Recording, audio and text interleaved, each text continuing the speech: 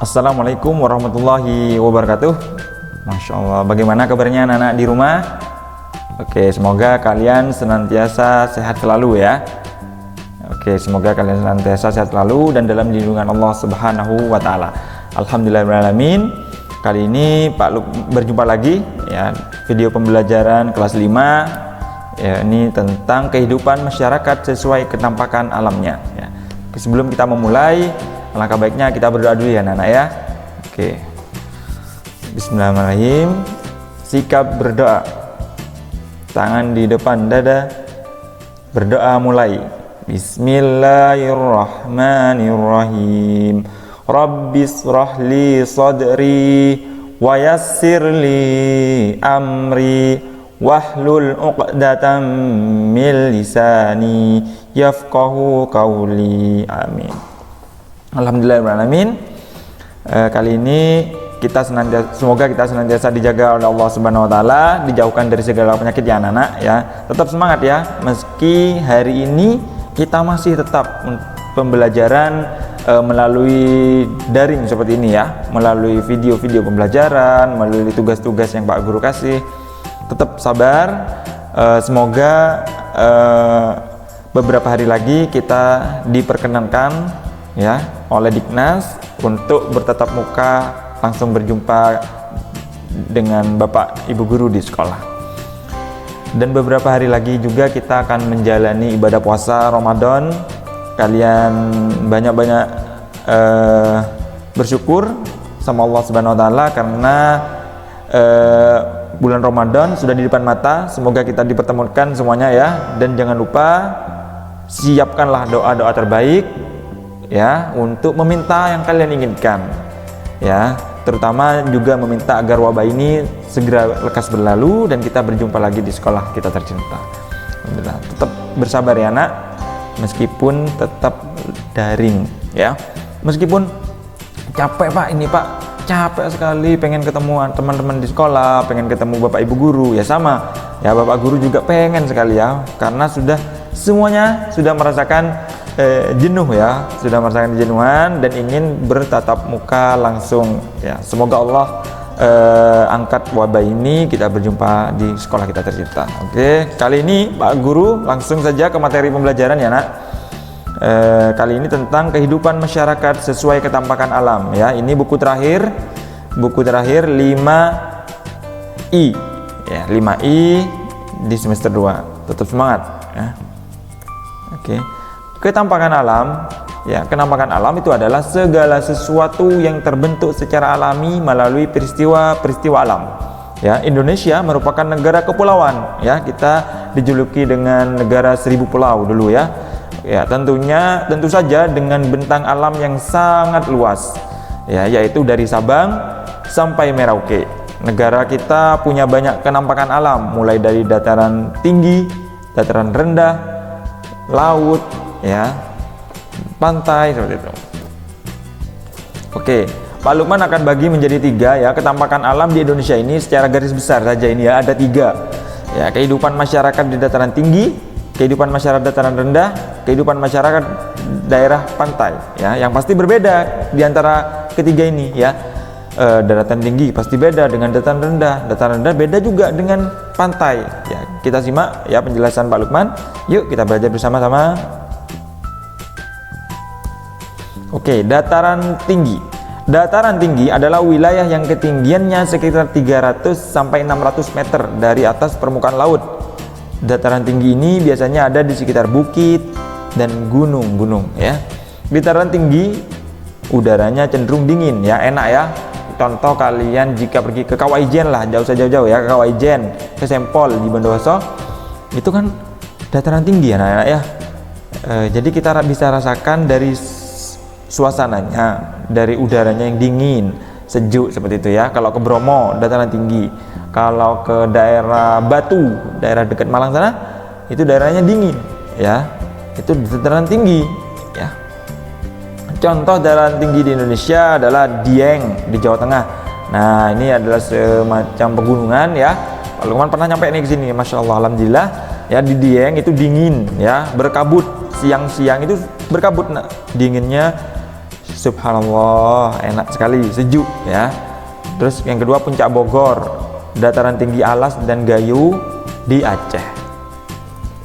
Dataran tinggi adalah wilayah ini ketinggiannya yang 300 sampai 600 ini ya, menggunakan pakaiannya berbeda sama dataran rendah ya. Pakaian yang dikenakan bagaimana? Lebih tertutup karena udaranya dingin, memakai jaket-jaket, memakai sal, memakai misalkan kayak penutup kepala ya, kayak di Bromo-Bromo memakai penutup kepala agar tidak merasakan dingin ya. Rumah dibuat dengan ventilasi sedikit dan atapnya terbuat dari seng agar panas matahari yang diterima dapat disimpan dan menghangatkan bagian dalamnya ya. Seperti itu, rumahnya ada ventilasinya sedikit ya, karena kedinginan mereka ya, siangnya itu dingin sekali. Oke, nah seperti ini penampakan di dataran tinggi ya, sejuk ya. Terutama di dataran tinggi itu penghasil teh seperti itu ya, penghasil kopi, penghasil juga buah-buahannya itu apel dan stroberi ya. Beberapa jenis pekerjaan di daerah dataran tinggi ya, antara lain yang pertama menyediakan jasa sewa villa ya. Villa di dataran tinggi itu laku sekali ya nak ya. Penginapan, villa itu penginapan beberapa hari saja ya, kayak hotel lah istilahnya. Villa ini di dataran tinggi sangat laku sekali ya, karena orang-orang pengen menikmati sejuknya di kala pagi hari. Jadi mereka bermalam, datang sore sampai bermalam, terus paginya buka pintu villa, merasakan sejuknya dataran tinggi. Masya Allah, alhamdulillahirrahmanirrahim ya, karunia Allah subhanahu wa ta'ala. Yang kedua, perkebunan aneka sayur-sayuran dan buah. Kita bisa dapati itu juga di Batu, itu ada namanya Selekta ya, jual buah-buahan segar, petik langsung dijual di sana, seger ya. Yang ketiga, peluang menjadi tour guide atau tour leader. Tour guide ini apa ya, kayak pemandu wisata ya, orang-orang yang memandukan wisata ya. Kan ada orang Prancis mau ke sini, dipandu, yuk kita ajak dia ke Ijen ya, harus bisa bahasa Inggris terutama ya.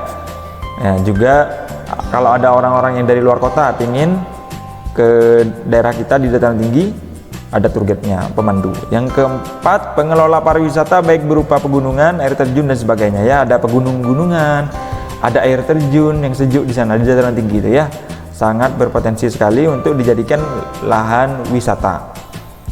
Yang kelima, penjual aneka hasil perkebunan seperti buah-buahan, sayuran, bahkan oleh-oleh khas sekitar ya. Oleh-oleh mainan khas sekitar kayak di Ijen itu menjual apa nak?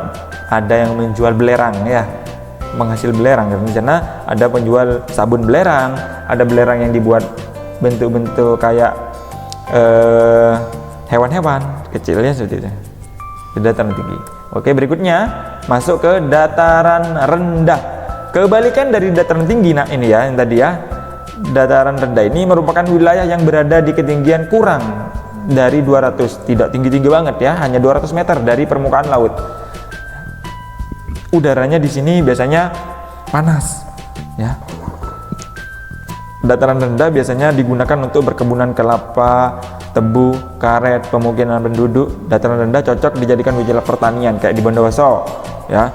Dataran rendah itu adalah penghasil wilayah pertanian, perkebunan, peternakan ada ya. Pertanian itu nanam padi seperti itu, nanam tebu seperti itu ya. Terus peternakan juga ya, cocok untuk menanam, contohnya itu ayam ya, perikanan seperti itu, industri juga, dan pusat bisnis. Dataran rendah cenderung punya penduduk dengan beragam mata pencaharian dan lebih maju dari wilayah dataran tinggi ya. Pusat bisnis ya dan industri itu ada di rata-rata ada di dataran rendah ya nak. Kemudahan pembangunan dan sarana transportasi mendukung daerah tersebut menjadi perkotaan ya, karena pembangunannya mudah sekali dan sarana transportasi dapat dijangkau. Kalau bayangkan kalau di dataran tinggi kan susah untuk menyapainya ke sana, transportasi susah untuk ke sana. Dataran tinggi ini cocoknya untuk pariwisata saja ya. Untuk perkotaan tidak disarankan kayaknya ya, susah sekali di dataran tinggi. Nah ini dataran rendah ya, kayak di rumah-rumah kita ada sawah seperti itu ya, ada petani-petani seperti itu.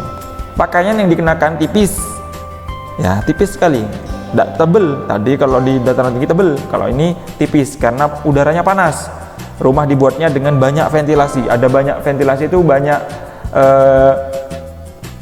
jendela untuk mengurangi suhu yang panas, ya biar banyak angin yang masuk, biar agak seger, sepoi-sepoi, ya. Atapnya terbuat dari genting tanah, ya. Tuh. Jenis pekerjaan di dataran rendah, yakni penyedia jasa ojek online, sewa hotel. Ini kita temukan di sekitar kita ya, pedagang kaki lima, karyawan kantor, petani padi, petani ketela, peternak kambing, sapi, ayam. Ini dapat kita temukan di daerah-daerah kita ini ya, dataran rendah karena wilayah kita itu. Oke, yang terakhir di daerah pantai. Daerah pantai atau pesisir adalah sebuah bentuk geografis yang terdiri dari pasir dan terdapat di daerah pesisir laut. Ya, pantai itu pemisah antara daratan dan lautan ya. Pakaian yang dikenakan tipis, ya, karena panas juga ya di daerah pantai itu ya. Jadi menggunakan pakaiannya yang tipis, tidak yang tebel, karena sumuk nih, bakal gerah. Ya, rumahnya berbentuk panggung. Ventilasinya banyak dan atapnya terbuat dari genting tanah, mirip dengan di dataran rendah ya. Ventilasi banyak yang dimaksud agar banyak udara dingin yang masuk ke rumah. Nah, seperti ini. Ya, kegiatan-kegiatannya mereka ya, di daerah pantai seperti ini, kurang lebih. Nah, beberapa jenis pekerjaan di daerah pinggiran pantai adalah nelayan, penjual pernak-pernik hasil olahan laut seperti kalung, kerang. Ya, pernah kalian temukannya kalau di sini tuh di Situbondo. Pasir Putih banyak kalian temukan olahan dari laut, kerang dijadikan manik-manik, dijadikan tempat foto, ya, figura seperti itu, ya macam-macam ya. Ada tempat bunga, vas bunga. Yang ketiga penjual makanan khas olahan laut, ya, jual cumi bakar, ikan asap seperti itu ya. Petani rumput laut, tambak udang, petambak mutiara, dan juga ada juga tambak garam ya, seperti itu. Nah, itu ya, paham ya, ada 3 tadi yang dari Pak Lukman, daerah dataran rendah, dataran tinggi, dan daerah pantai. Ada 3 spesifikasi yang perlu dipelajari di semester 2 ini di tema 5I. Alhamdulillah, itu saja pemaparan Pak Lukman tentang kenampakan alam ya, secara garis besarnya. Alhamdulillahirrahmanirrahim, semua itu adalah karunia Allah Subhanahu wa taala ya nak. Banyak orang yang mencari pekerjaan di laut, banyak orang yang mencari pekerjaan di gunung, dataran tinggi, ada yang mencari pekerjaan di dataran rendah ya. Apapun pekerjaannya di mata Allah itu sama saja ya. Tapi ingat, ketika bekerja, tak kala sudah dikumandangkan azan misalkan, sudah hindari pekerjaannya, langsung bergegas untuk sholat seperti itu. Allah yang menciptakan dataran tinggi nak, ya Allah menciptakan batu ya. Di batu itu kok bagus ya, di ijen tuh kok bagus ya. Ya, ketika melihat seperti itu, hendaknya sikap seorang muslim bersyukur sama Allah. Subhanallah, bagusnya ini siapa yang buat? Allah Subhanahu wa taala. Banyak orang-orang yang lari ke batu. Semua orang bondong-bondong ke sana nak, pengen lihat batu kayak apa, katanya indah, katanya sejuk. Banyak orang yang pengen ke Ijen, banyak orang yang pengen ke pantai. Ya. Banyak orang yang berbondong-bondong ke sana, ya. Tapi sejatinya yang pertanyaan dalam seorang muslim yang harus ada itu, siapa yang menciptakan batu, kota Batu? Siapa yang menciptakan kawah Ijen? Siapa yang menciptakan pantai-pantai yang indah? Allah Subhanahu wa taala. Sepantasnya seorang yang mengaku beriman, Islam, solih solihah, bersyukur sama Allah Subhanahu wa taala. Kita diberikan kenikmatan, ada gunung, ada pantai, ada dataran rendah untuk kita nikmati semuanya. Ya, terima kasih. Kata Rasulullah sallallahu alaihi wasallam, barang siapa yang bersyukur, maka akan aku tambah nikmatnya. Barang siapa yang kufur, maka ingatlah, azabku itu sangat pedih sekali. Ya, terima kasih. Itu saja pemaparan dari Pak Lukman. Semoga kalian bisa mengambil manfaat dan nasihat dari kenampakan alam yang ada di Indonesia, terlebih yang ada di dunia ini. Ya. Pak Lukman mohon maaf apabila ada salah. Apabila ada yang ingin ditanyakan, silakan menghubungi wali kelas masing-masing. Tetap semangat, jaga kesehatan ya. Semoga senantiasa sehat selalu. Pak Guru mohon maaf apabila ada salah. Assalamualaikum warahmatullahi wabarakatuh.